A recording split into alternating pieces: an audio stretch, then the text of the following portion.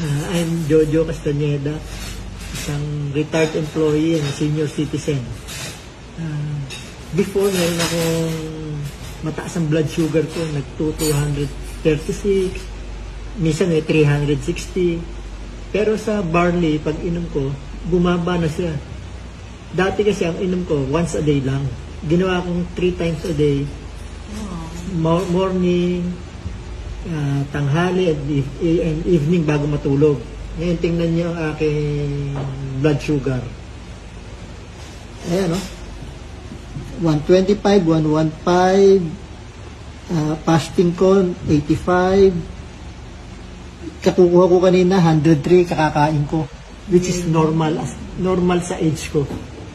Wow. Amazing talaga. Ilang sachet po kayo per day? 3 sachet a day.